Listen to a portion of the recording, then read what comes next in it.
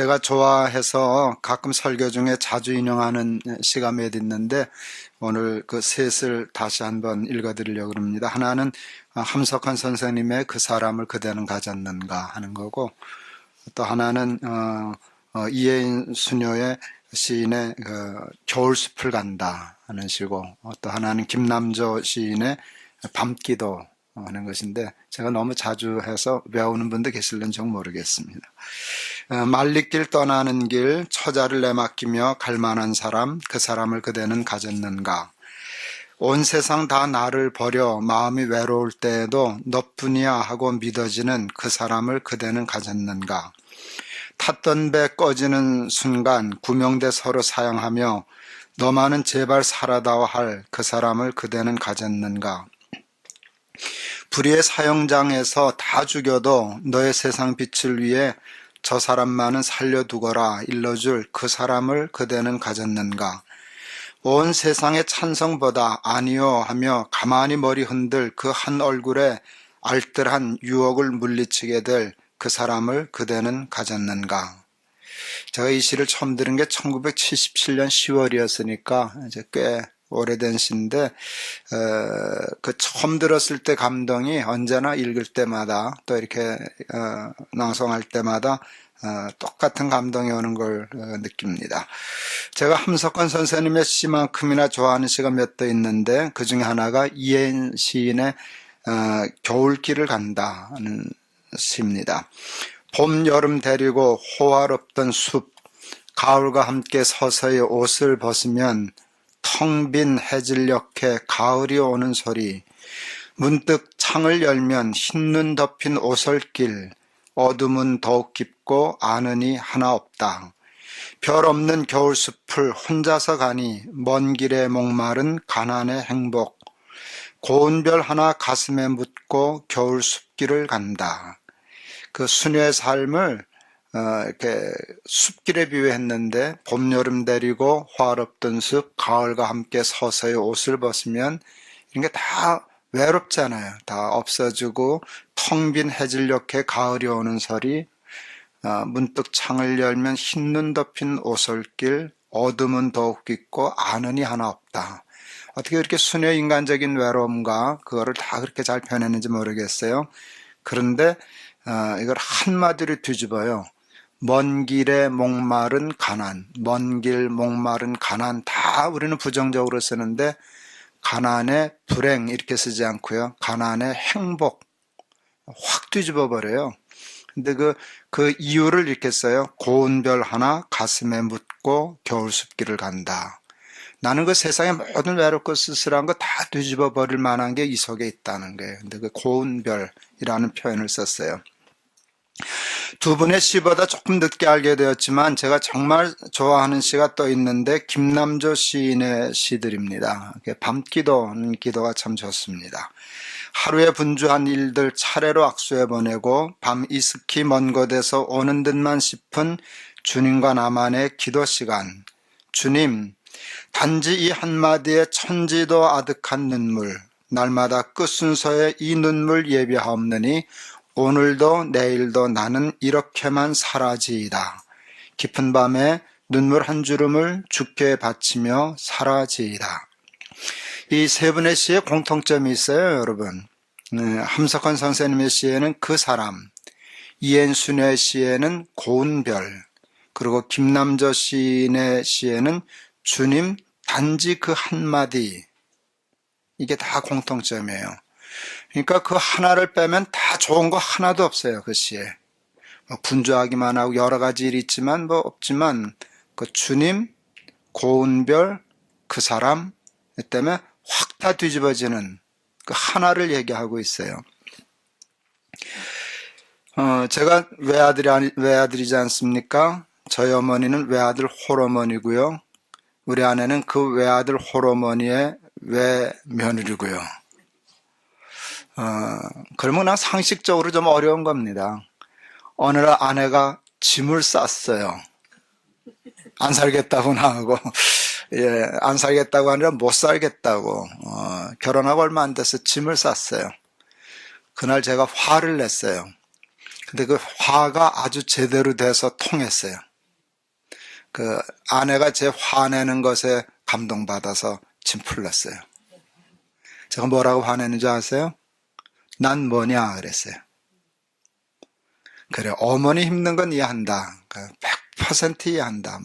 옳고 그른 걸 떠나서 힘들다는 거 이해한다. 그래, 어머니 힘들다는 거 저울에 달라라. 내가 당신을 사랑한다는 것도 저울에 놓자. 이게 모자라냐? 그 한마디에 좀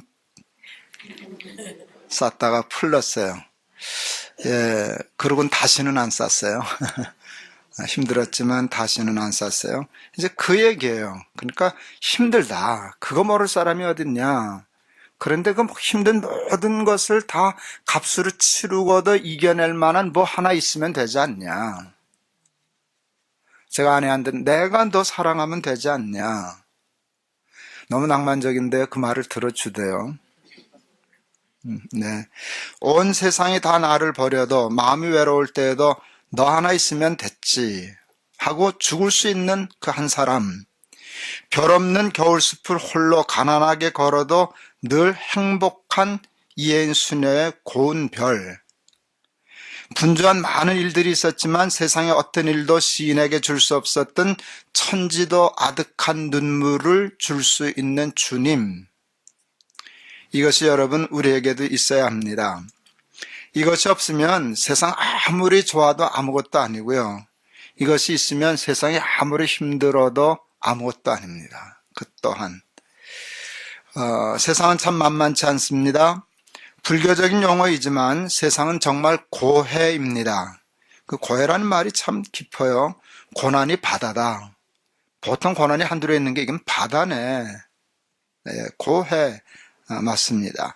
고난과 고생이 바다처럼 펼쳐진 것이 바로 우리가 살아가는 세상입니다. 근데 여러분 하나님을 믿으면 그런 일이 없어지지요? 이게 아닙니다. 고해는 똑같습니다. 여러분 참 이러면 좋겠어요. 예수 믿으면 고해가 없어져. 그러면 참 좋겠어요. 예수 믿으면 다 부자 돼. 예수 믿으면 다 이렇게 돼. 그렇게 하면 말로라도 위로는 받으니까 뭐 꼭 나쁘다 할 수는 없지만 저는 일종의 사기라고 생각해요. 사실은 안 그런데 예수 믿는다고 실패 안 하나요? 예수 믿는다고 어려움 없나요? 예수 믿는다고 뭐 가난해지지 않나요? 뭐 그런 일들 늘 당하죠. 여러분 믿는 사람에게도 햇빛 비추고 안 믿는 사람에게도 햇빛 비추고요. 믿는 집에도 비 오고요. 안 믿는 집에도 비 오는 거거든요. 비 올 때 믿는 집이냐 안 믿는 집이냐 그 갈라서 오는 법 없잖아요. 해 비칠 때 그런 것도 없잖아요. 그거는 공평하잖아요. 여러분 그렇다면 예수를 믿는다는 것의 의미가 뭘까요?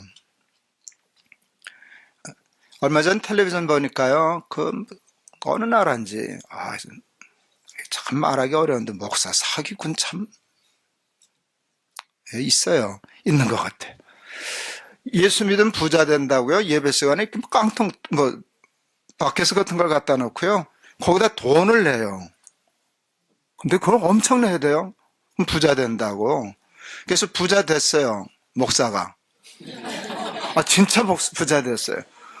어마엄청난 차를 3대씩이나 가지고 있는 게 텔레비전에 그게 나왔었어요. 그런데 지금도 그 사기침은 통해요. 제가 그러면 여러분은 안 올 거예요. 그 대신 딴 사람이 더 많이 올 거예요. 손님이 좀 바뀌겠죠. 고객이 바뀌겠지만 훨씬 더 많이 올 거예요. 아직도 그 시장이 커요. 그래서 그렇게 되기가 참 쉬워요. 그렇지만 정직해야 돼요. 정직해야 돼요. 예수 믿는다고 고해가 없어지지는 않아요.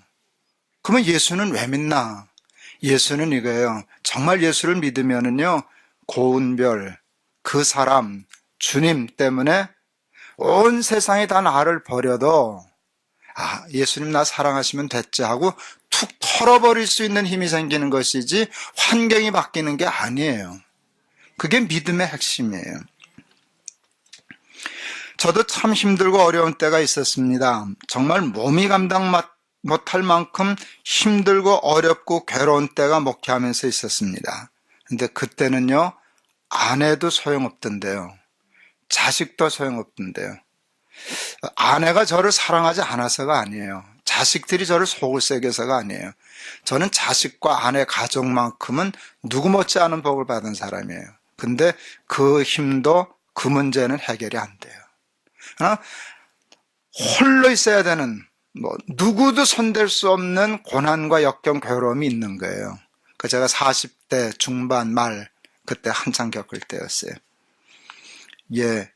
그래도 그 어려움에 침몰하지 않고, 버텨내고 드디어는 벗어나 승리했는데, 그 이유가 여러분 참 목사가 상투적으로 말한다라고 듣기 쉽지만 아니에요. 예수 그리스도의 십자가예요. 그 전까지는 십자가는 그냥 제 설교의 주제였어요. 근데 정말 그 십자가가 그렇게 힘이 있는 건 그때밖에 몰랐어요. 머리로만 알았지 삶으로 몰랐어요. 생각한 게 아니라 생각이 났죠. 볼 게 없으니까. 십자가를 보는데 그때 십자가를 생각했을 때, 십자가가 생각났을 때 그 십자가가 저에게 준 메시지가 있어요. 아주 강력했어요. 내가 이것 때문에 죽고 망할 사람이라면 우리 예수님 날 위하여서 십자가 지시지도 않으셨다. 십자가가 그렇게 풀렸어요. 내가 이것 때문에 망할 거라면, 이것 때문에 죽을 거라면, 이것 때문에 실패할 거라면 우리 예수님 십자가 지시지도 않으셨지. 이게 그냥 툭 튀어올라왔어요. 그때 제가 비로소 구원받은 사람이라는 사실을 정말 처음 심각하게 깨달았어요. 아, 내가 구원받았지. 여러분, 구원이 뭐예요? 구원은 간단한 거예요. 안 죽고 산다는 거예요. 안 죽고 산다는 게 그게 구원이에요. 구원을 받았다는 것은 9회 말 야구 시합에서 승리하였다는 거예요. 9회 말에 승리했다면 4회 홈런을 맞든 6회 핀치에 몰리든 그것이 무슨 상관이 있어요? 그냥 가면 되는 거지. 이겼다는데. 이게 그처럼 심각하게 와닿을 수가 없었어요. 아, 내가 이것 때문에 죽고 망할 존재라면 우리 예수님 날 위하여 십자가 지시지도 않으셨다. 구원받았다. 구원받았다는 건 이겼다는 것이다. 죽지 않는다는 것이다. 그러면 죽지 않을 거다. 이것 때문에. 그러면 버티면 된다. 박찬호 선수가 미국 레이저 리그의 투수가 되었을 때 참 놀랐습니다. 그리고 상상도 못할 일이 일어났어요. 첫 해에 10승 넘어 올렸어요. 한국 선수가 메이저리그의 10승 투수가 된다는 건 누구도 예상하지 못했던 일이었어요. 박찬호 선수가 승리한 게임을 녹화 테이프로 봤습니다. 박찬호 선수가 이긴 게임이었는데 원사이드하게 이긴 게 아니었어요. 1회에 볼 19개 던졌어요. 그 아나운서 해설자가 컨트롤이 안 된다고 첫 회 볼을 19개씩 던지면 곤란하다고. 그때 내가 피 웃었어요. 3회 말루 핀치에 몰렸고 5회에서는 홈런 맞았어요. 해설자 완전히 부정적으로 오늘은 틀렸다고 희망 없다고. 그럴 때 내가 정말 웃었어요. 안 되긴 뭐가 안 되냐, 이겼다는데. 그때 제가 중요한 거 알았어요. 그때 그 녹화 테이프 속에 있는 사람들은 5회면 5회밖에 몰라요. 6회 무슨 일이 일어나는지는 몰라요. 9회 어떻게 끝나는지를 몰라요. 저는 녹화 테이프를 보고 있어요. 그래서 알아요, 결과를. 이게 달라요. 9회 말에 박찬호가 승리 투수가 된 게임이라는 걸 알고 보니까 홈런을 맞아도 그만, 핀치에 몰려도 그만. 더 재밌겠네. 5회 말에 홈런 맞았는데 이겼다면 6회부터는 재밌다는 뜻이네. 그렇게 풀렸어요. 그때 생각했어요. 내가 이제 이래봤자 4회 말인데 4회 말에 공 하나 맞았다고 그럴 거 있나. 이겼다는데. 여러분 이해되시죠? 그때 그 생각 나면 안 죽는 거 아시죠? 그때 그 생각을 못하면 죽지만 그 생각을 하면 그거는 믿어지고 이해가 되거든요. 여러분 그 사실을 알고 있는 제가 박찬호 선수가 홈런 맞았다고 절망하고 텔레비전 껐다면 그런 사람을 뭐라고 부르는 줄 아세요? 미친놈이라고 부르는 거예요. 그건 정말 미친놈이죠. 아니 9회 말에 이겼다는 걸 뻔히 알면서 저가면서 홈런 맞았다고 못 보겠다고 텔레비전 끄면 그건 정말 미친 분이죠. 시편 62편의 말씀이 마음에 깊이 묵상이 되었습니다. 나의 영혼이 잠잠히 하나님만 바라며 나의 구원이 그에게서 나오는도다. 오직 그만이 나의 반석이시요 나의 구원이시요 나의 요새시니 내가 크게 흔들리지 아니하리로다. 여러분, 근데 그 시편의 기자도 조금은 흔들렸던가 봐요. 그러니까 크게 흔들리지 아니하리로다. 이게 더 인간적이에요. 난 하나도 안 흔들렸어. 그건 아니에요. 조금은 흔들렸는데 크게 안 흔들렸어. 근데 그것까지도 그렇게 마음에 와닿았어요. 나의 영혼이 잠잠히 하나님만 바라며 나의 구원이 그에게서 나오는도다. 오직 그만이 나의 반석이시요 나의 구원이시요 나의 요새시니 내가 크게 흔들리지 아니하리로다. 복음 중에 복음은 하나님이 저와 여러분을 사랑하신다는 겁니다. 딴 건 몰라도 이거는 정말 믿어야 됩니다. 이게 흔들리면 살 길이 없습니다. 하나님 사랑의 극치는 사람이 되신 예수님과 그 예수님의 십자가입니다. 하나님이 사람이 되어 이 땅에 오시고 사람의 몸으로 오시고 십자가에 달려 돌아가신 목적은 하나밖에 없습니다.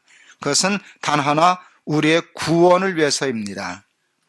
저는 그와 같은 사실을 성경을 통해 읽으면서 그와 같은 하나님의 행동을 통하여 우리를 구원하시려고 하시는 하나님의 뜻이 얼마나 비장하고 단호하신 것인가를 깨달을 수 있었습니다. 그래서 그거를 이렇게 말로 만들었더니 마음에 와닿더라고요. 난 너 죽는 꼴 못 봐. 이 하나님 말씀이에요.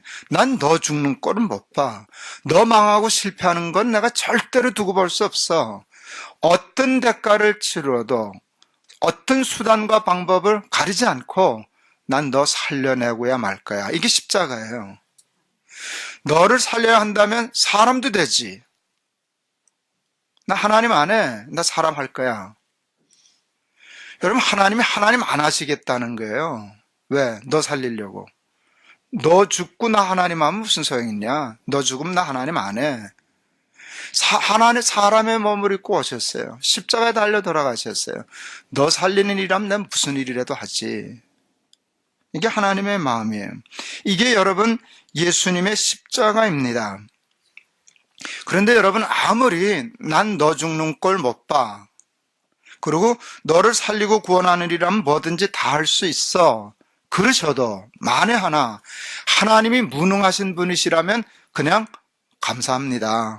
마음만 감사합니다. 그뿐이지 우리가 소망을 가질 수는 없어요. 마음이 있다고 구원하는 건 아니잖아요. 능력이 있어야 구원하지. 능력이 있어도 마음이 없으면 못 구원하잖아요. 그런데 여러분, 우리를 구원하시겠다고 그렇게 작심하신 하나님 마음만 있는 게 아니라 능력도 있으시지 않을까요? 예수님은 하나님이시잖아요. 하나님은 천지를 창조하신 전능하신 하나님이시잖아요. 그 하나님이 우리를 구원하시려고 십자가까지 걸고 작심하셨다면 무엇이 우리를 그 사랑에서 끊어낼 수 있겠습니까? 누가 우리를 그리스도의 사랑에서 끊으리요?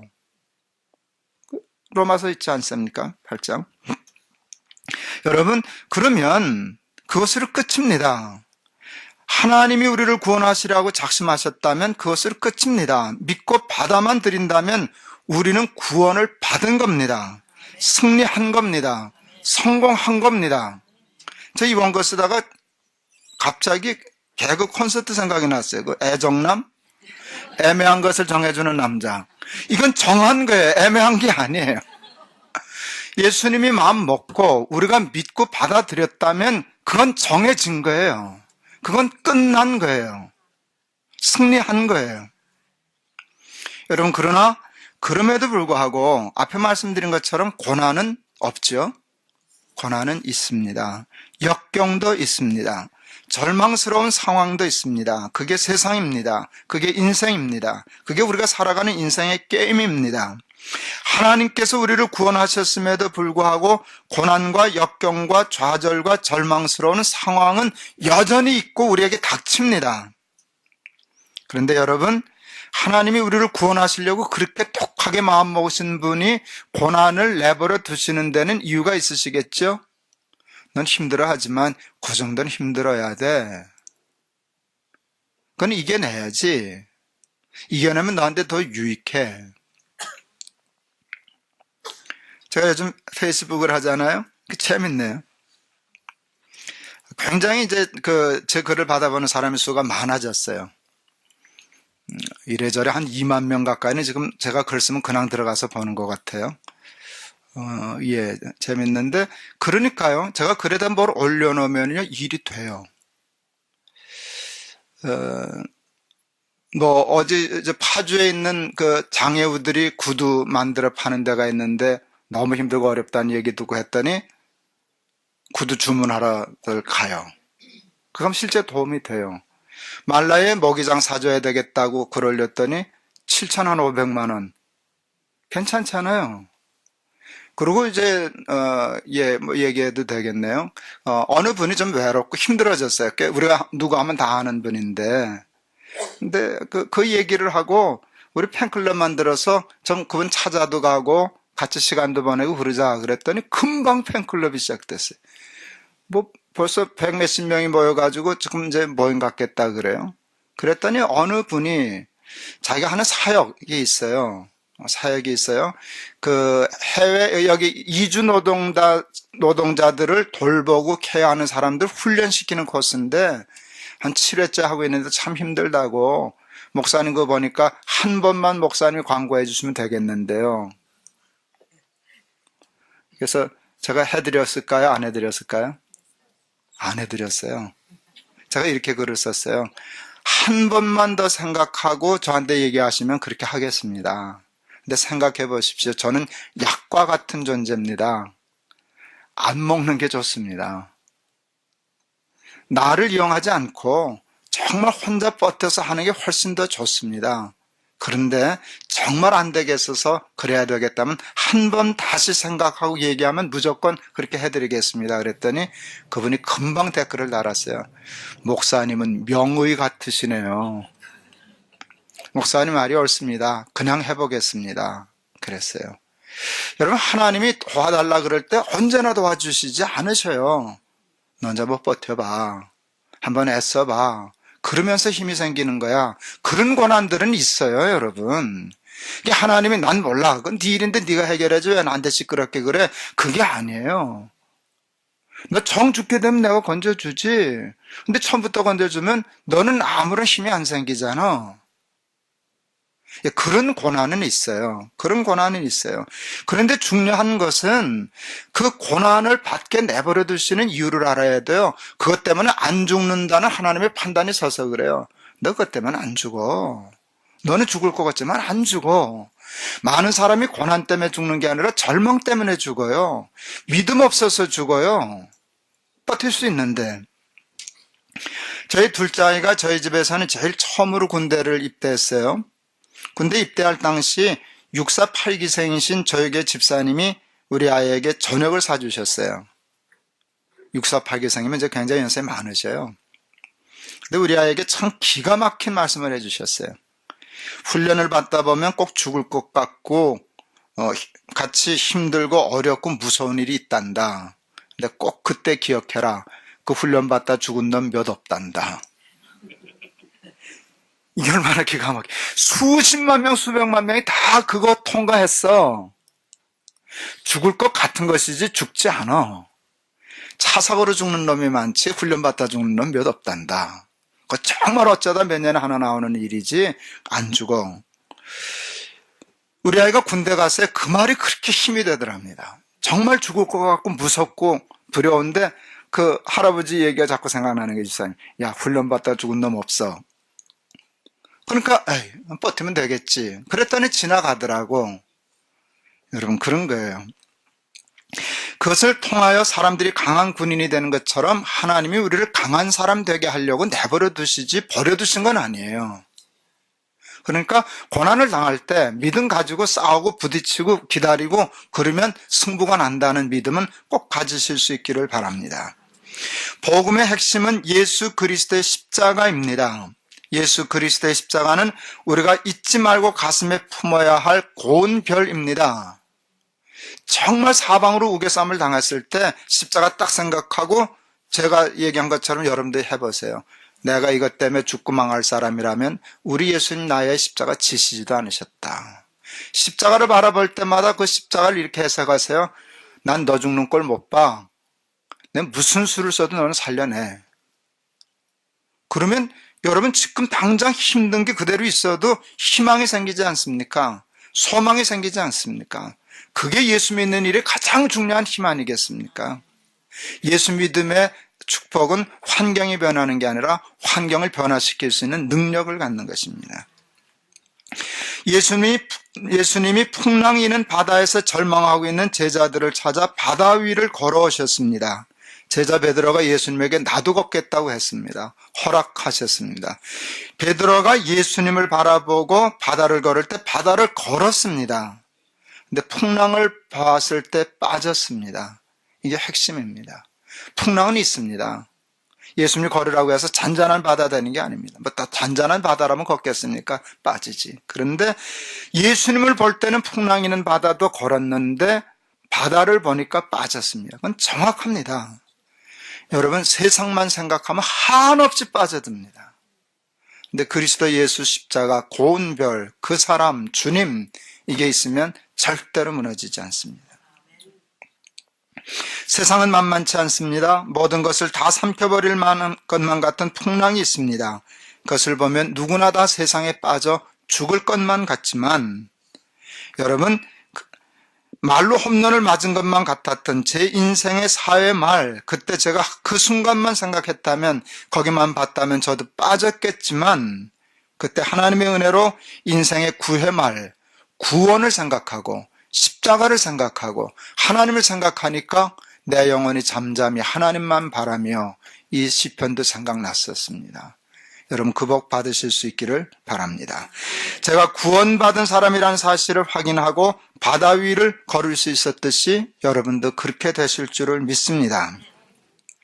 네, 여러분 고운 별, 십자가, 예수님, 하나님의 사랑은요 가난하고 힘들 때만 약이 되는 게 아니에요. 여러분 인생은 가난할 때가 위험할까요? 부할 때가 위험할까요? 언제가 위험할까요? 다 위험해요. 자주 이런 장난할 테니까 썩지 마세요. 다 위험해요. 근데 맞지 않습니까? 가난이 위험합니다. 그때 절망하고 저가면 하나님 잃어버리기 쉽습니다. 부하면 하나님 안 잊어버리죠? 다 잊어버립니다. 또 가난해도 하나님 잊어버리고 다 잊어버립니다. 가난하면 나빠지는 것들이 있어요. 모나지게 되고 상처가 있어서 상처를 받았기 때문에 상처를 주려고 자꾸 그러고 그러는 게 있어요. 그런데 아무리 가난해도 고운 별 예수님 십자가 있으면 담대해져요. 너그러워져요. 그런데요 부할 때 성공했을 때 그리스도의 십자가가 있으면 겸손해져요. 그거 신뢰하지 않아요. 좋네요. 근데 하나님 아시죠? 제가 이것 때문에 사는 게 아니라고. 나는 돈 때문에 사는 게 아니고 주님 때문에 삽니다. 그러면 돈은요? 얘기하세요. 어디서 쓰라는지. 얘기하세요. 난 그 재미로 살죠. 그거 좋네요. 그러는 것이지. 그러니까 결국은 부자도 십자가를 잡아야 사는 거고요. 가난해도 십자가를 잡아야 사는 거예요. 근데 이걸 이루고 사니까 가난해도 못 살고 부해도 못 사는 거 아니겠습니까? 근데 우리가 자꾸 십자가를 잃어버려요. 복음의 핵심을 잃어버려요. 함석헌 선생의 그 사람이 여러분에게는 있으십니까? 이엔 수녀의 고운 별이 여러분의 가슴에도 있습니까? 김남저 시인의 주님이 여러분에게도 언제나 있으십니까? 예수 그리스도의 십자가가 저에게는 그 사람이고 고운 별이고 천지도 아득한 눈물을 주시는 주님이십니다. 예수 그리스도의 십자가를 마음에 걸고 온 세상이 다 나를 버리는 절망 속에서도 겨울 숲길을 홀로 그나마도 가난하게 가는 상황 속에서도 정말 분주하고 정신없는 일상 속에서도 행복할 수 있고 기쁠 수 있고 감격할 수 있는 그런 승리의 삶을 살아가는 저와 여러분 되기를 바라고 부할 때도 교만하지 아니하고 세상적으로 성공해도 거기에 휩싸이지 아니하고 십자가 바라보고 정말 겸손하게 하나님의 뜻대로 선한 청지기로 선한 삶 살아가는 저와 여러분 다 되실 수 있기를 주의 이름으로 축원합니다. 기도하겠습니다. 나는 부한데도 처할 줄 알아. 비천한데도 처할 줄 알아.